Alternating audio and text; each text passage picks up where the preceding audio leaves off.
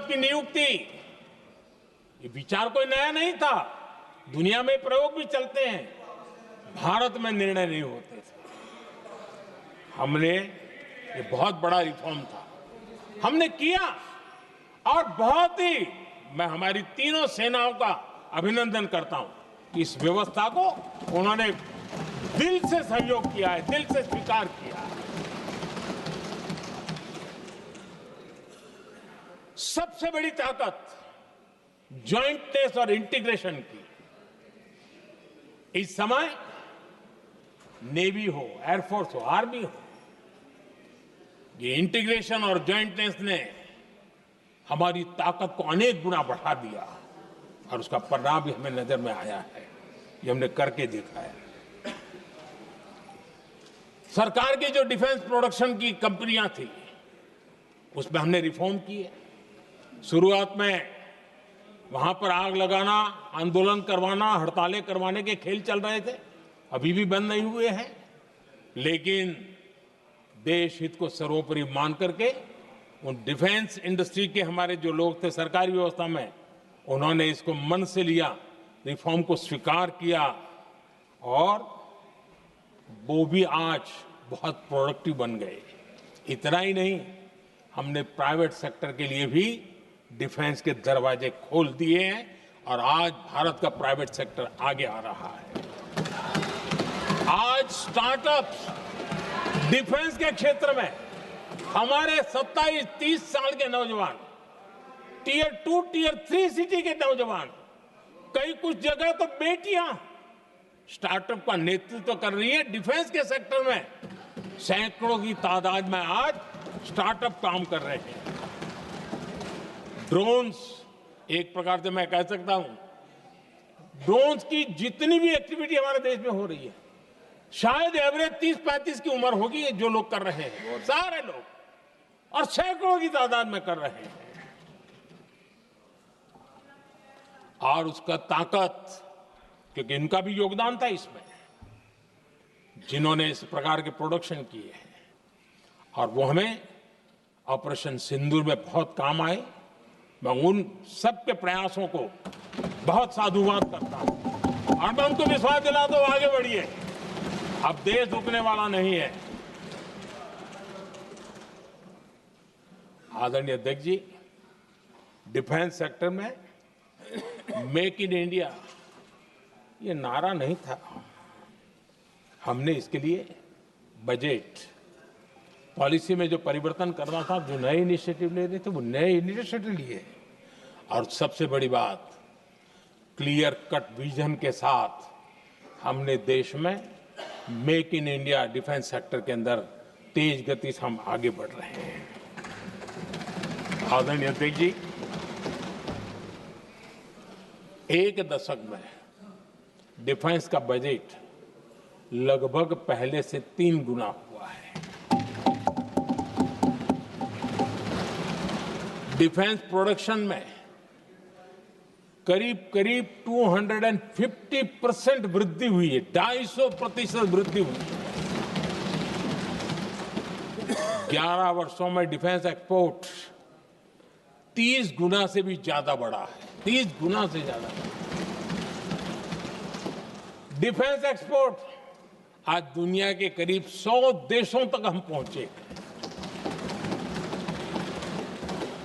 और आदरणीय अध्यक्ष जी, कुछ चीजें ऐसी होती हैं जो इतिहास में बहुत बड़ा प्रभाव छोड़ती हैं।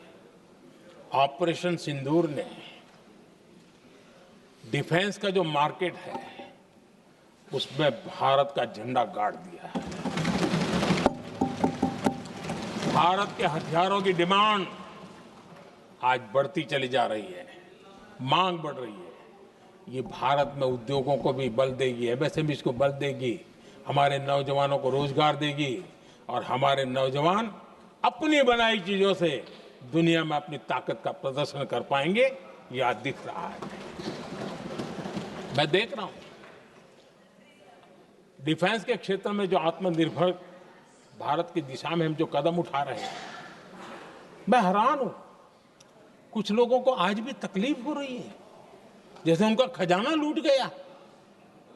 ये कौन सी मानसिकता है? देश को ऐसे लोगों को पहचानना होगा। आदरणीय अध्यक्ष जी, मैं स्पष्ट करना चाहता हूं, डिफेंस में भारत का आत्मनिर्भर होना ये आज की शस्त्रों की स्पर्धा में के काल में विश्व शांति के लिए भी जरूरी है।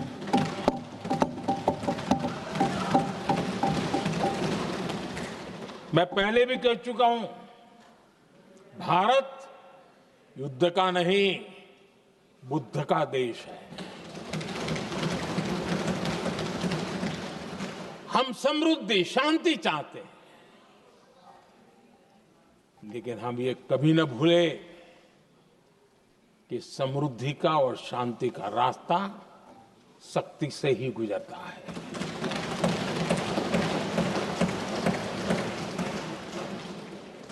आदरणीय अध्यक्ष जी, हमारा भारत छत्रपति शिवाजी महाराज, महाराजा रणजीत सिंह, राजेंद्र चोला, महाराणा प्रताप, लसित बोरफुकन और महाराजा सुहेलदेव का देश है।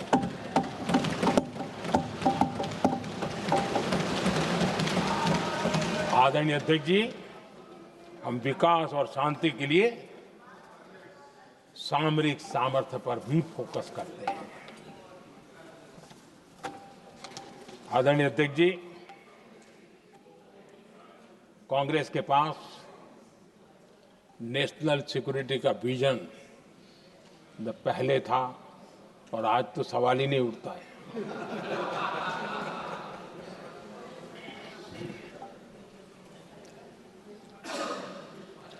कांग्रेस ने हमेशा नेशनल सिक्योरिटी पर समझौता किया। आज जो लोग पूछ रहे हैं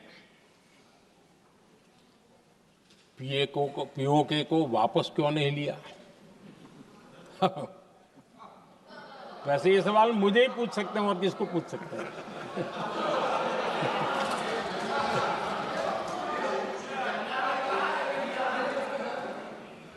लेकिन इसके पहले जवाब देना होगा पूछने वालों को।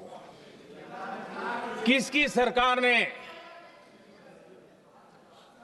पीओके पर पाकिस्तान को कब्जा करने का अवसर दिया? जवाब साफ है,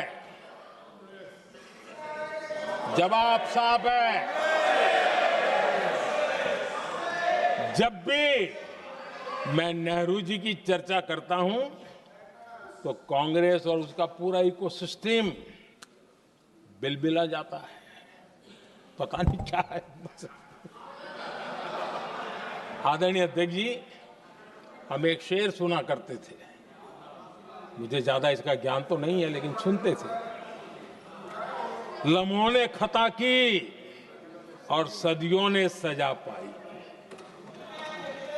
आजादी के बाद से ही जो फैसले लिए गए उनकी सजा आज तक देश भुगत रहा है।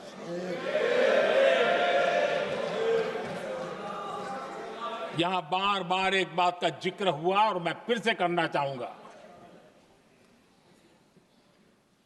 अक्साई चीन की उस पूरे क्षेत्र को बंजर जमीन करार दिया गया, ये कह करके तो बंजर है। देश की 38,000 वर्ग किलोमीटर जमीन हमें खोनी पड़ी।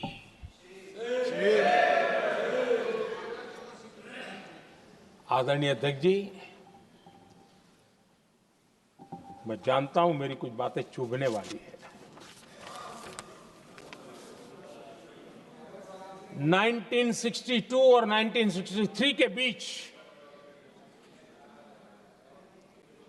कांग्रेस के नेता जम्मू कश्मीर के पुंछ, उरी नीलम वैली और किशनगंगा को छोड़ देने का प्रस्ताव रख रहे थे।